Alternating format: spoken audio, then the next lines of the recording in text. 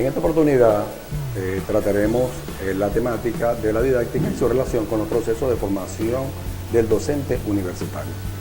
Este tema será tratado por un grupo de profesores pertenecientes al módulo 1 de la didáctica centrada en procesos, diplomado en docencia universitaria.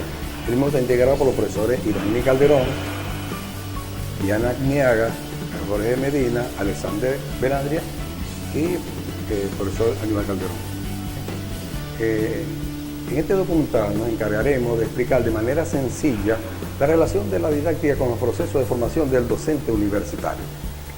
Esto nos lleva a analizar didácticas universitarias como el cuerpo de conocimiento especializado, sus aportes en la formación del docente y la propuesta de las nuevas políticas de educación superior de pasar de estar centrada en la docencia a estarlo en el aprendizaje. El mismo, como hacía referencia, hablaremos sobre didáctica. De una manera sencilla, nos llevaría a decir que la didáctica, que hablar de didáctica sería referirnos al estudio y desarrollo de los procesos de enseñanza y aprendizaje. Partamos de ahí, aunque analizar el espacio científico de la didáctica resulta bastante pantanoso. Según quien use y cómo se use el término didáctica, este puede ser sustantivo o adjetivo. Puede abarcar prácticamente todo el fenómeno educativo o puede quedar reducido simplemente a la transmisión del contenido instructivo. Puede tratarse de una disciplina científica con sus reglas generales y universales o bien una simple práctica referida al arte de explicar contenidos específicos a los alumnos. Esta diferencia suele estar también presente en la versión que damos cuando nos preguntamos ¿a quiénes enseñamos didáctica? ¿En qué trabajamos? Uno no tiene más remedio que hacer referencia a dos marcos diferenciadores de nuestra disciplina. Estudiamos las cuestiones referidas a la enseñanza, o bien se trata de cómo mejorar la enseñanza. Ambas dimensiones, la sustantiva y la adjetiva, constituyen nuestra imagen más conocida. A lo largo de la historia de la pedagogía nunca ha sido tan grande como hoy el interés por la didáctica. Así comenzaba Blanquer en 1981 su análisis del término didáctica, para señalar a renglón seguido que, pese a ello, no se había logrado un suficiente grado de precisión en cuanto a su significado. Se aplica a tantas cosas el término didáctica o didáctico que ello trae como consecuencia que éste vaya perdiendo precisión. Se podía aplicar el principio comunicacional de que a mayor frecuencia de uso de un término, mayor amplitud de acepción va adquiriendo. Esto es, se usa para referirse a más cosas y con ello se va difuminando su contenido y precisión semántica. Esto ha sucedido probablemente con el término didáctica. A medida que se ha ido haciendo más frecuente el empleo del término, al menos en nuestro contexto, más se ha ido difuminando la delimitación entre los sustantivos y los adjetivos en su contenido. Ante tanta morosidad semántica, parece natural la progresiva aparición de nuevos términos que le disputan el campo, por ejemplo, currículo, así como la hipertrofía de otros términos que llegan a incorporar a su espacio semántico gran parte de los significados que venía siendo propio de la didáctica. Por ejemplo, enseñanza, tecnología didáctica. Para aclarar un poco el territorio de la didáctica, podríamos hacer una aproximación al mismo en dos niveles.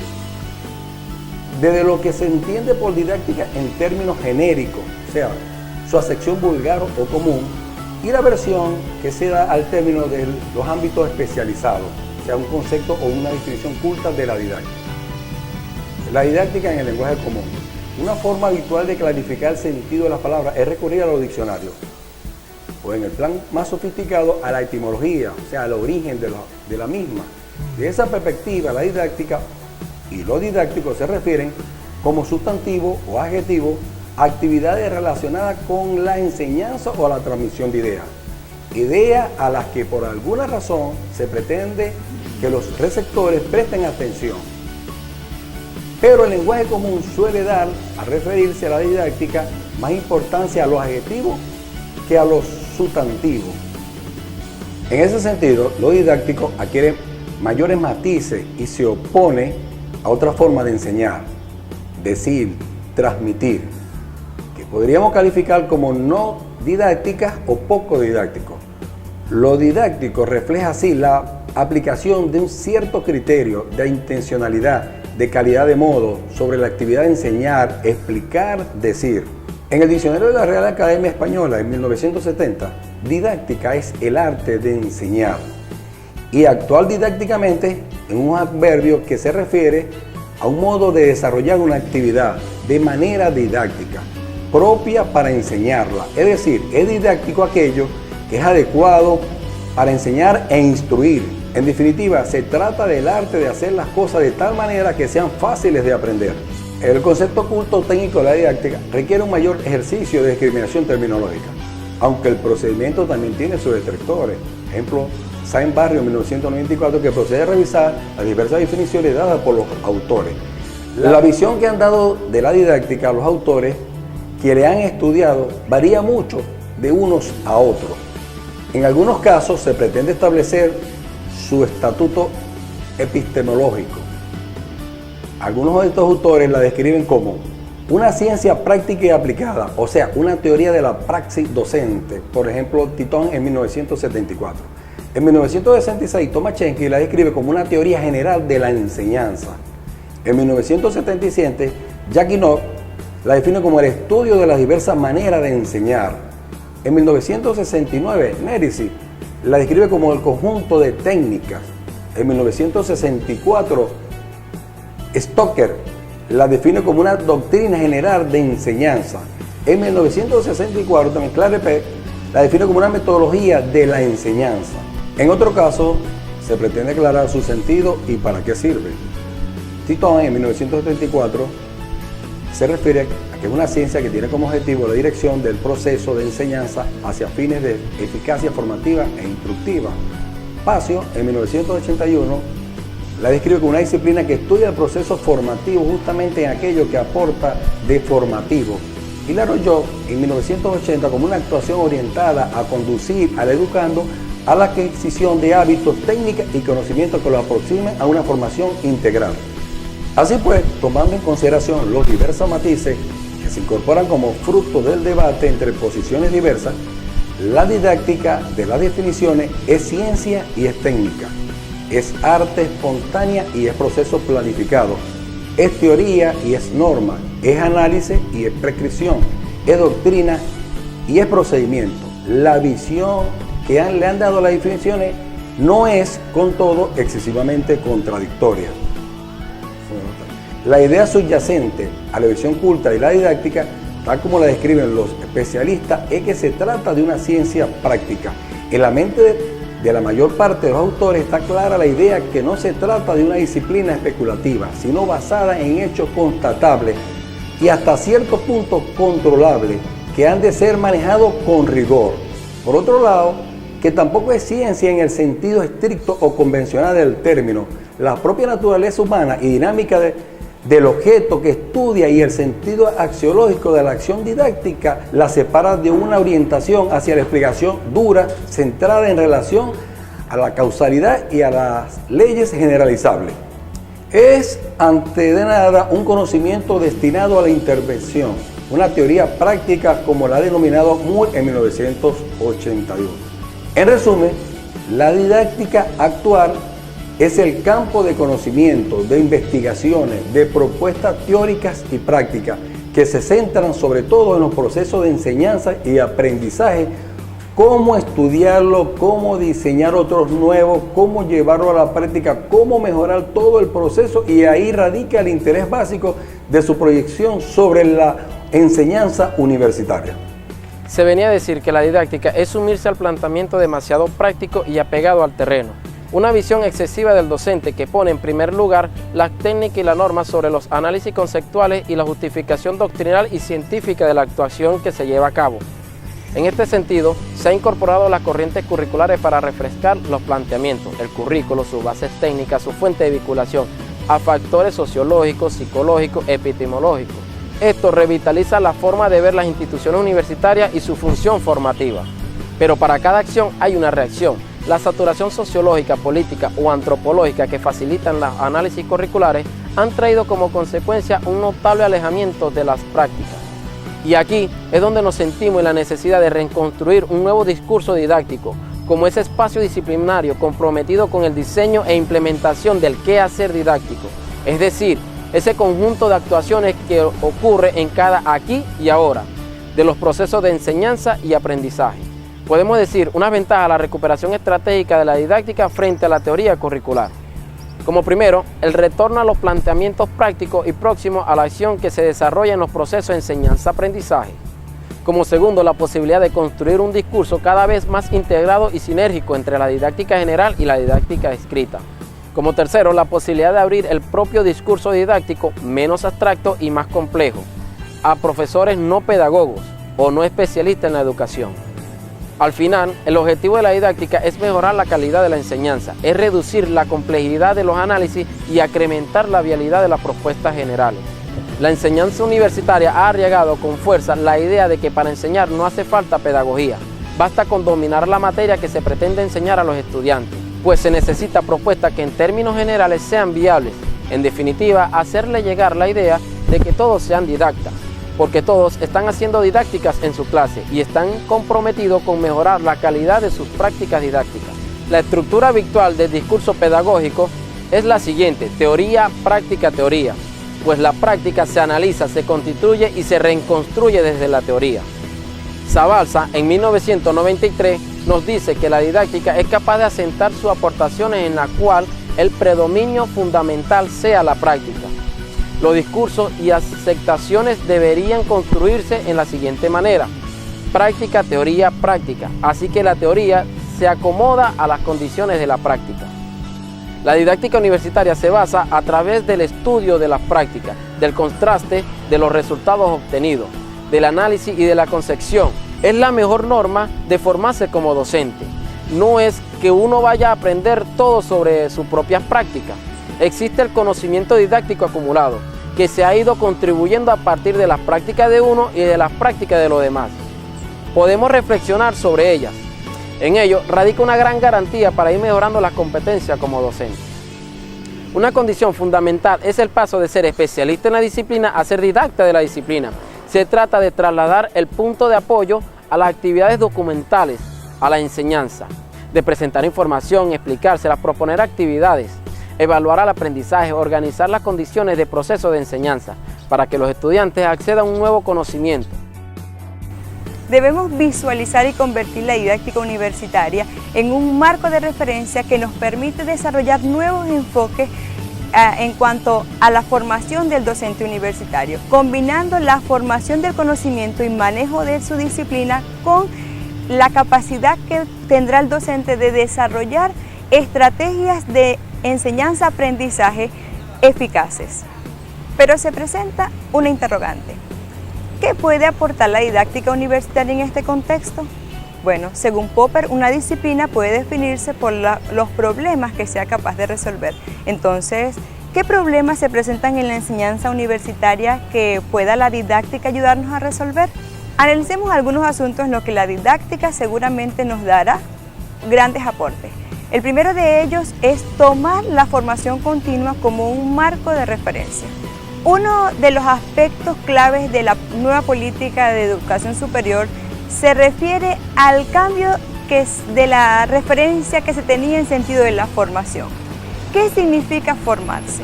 Formarse no es solamente un aspecto que se da en un momento determinado de nuestra vida. Formarse es una necesidad que se desarrolla a lo largo de toda nuestra existencia. Y toda institución que se encarga de proveer la formación debe basarse en este principio.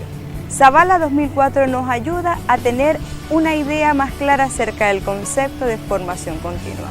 De hecho, dice que abarca todas las dimensiones del desarrollo humano, desde la adquisición de valores hasta las habilidades y también los significados. También dice que desde los inicios busca educar al sujeto en sus propios recursos, es decir, gestionar su propio aprendizaje. Por lo tanto, promueve el aprendizaje autónomo. También incorpora al contenido de la formación aspectos valiosos que le permiten al sujeto afrontar situaciones que se presenten a lo largo de toda la vida. Vincula también la formación con el autoestima y el gozo personal. Supera la visión instrumental de la formación. Es decir, aunque es importante formarse para tener un título, un trabajo o una posición, La formación tiene en sí un valor que enriquece personalmente al individuo. Por lo tanto, podemos concluir que la formación continua se ha convertido en un proceso necesario e irreversible. Esto es todo un desafío saber afrontar este reto con planteamientos prácticos y viables, en cuyo desarrollo la didáctica universitaria debe comprometerse seriamente. El segundo aspecto está en centrarse en el aprendizaje. Una de las nuevas características de la docencia universitaria se refiere a la propuesta de darle prioridad al aprendizaje y no a la enseñanza. Es decir, que el eje fundamental de la nueva docencia universitaria va a estar centrado en el aprendizaje como tal, no en la enseñanza, en transmitir el conocimiento de la disciplina, sino más bien en el aprendizaje, en el resultado, es decir, en el proceso que el aprendiz tarda en hacer ese conocimiento suyo. Pero, ¿cuál será la diferencia entre una actividad basada en la enseñanza y una basada en el aprendizaje? Bueno, la actividad basada en la enseñanza se puede hacer para un grupo amplio de estudiantes, donde el profesor domina la materia y tiene como objetivo explicárselo y enseñárselo a sus estudiantes, pero no a cada uno de ellos, sino al grupo en general, tomando como referencia a un alumno medio, pero concentrándose en el contenido y exigencia de la materia. Por el contrario, la docencia basada en el aprendizaje se basa en cada sujeto que aprende, es decir, que observa el aprendizaje como lo que es un proceso individual que cada estudiante realiza a su manera. Cada estudiante desarrolla su aprendizaje en sus condiciones particulares y el docente debe supervisar el proceso de aprendizaje de cada uno de sus estudiantes. ¿De qué manera?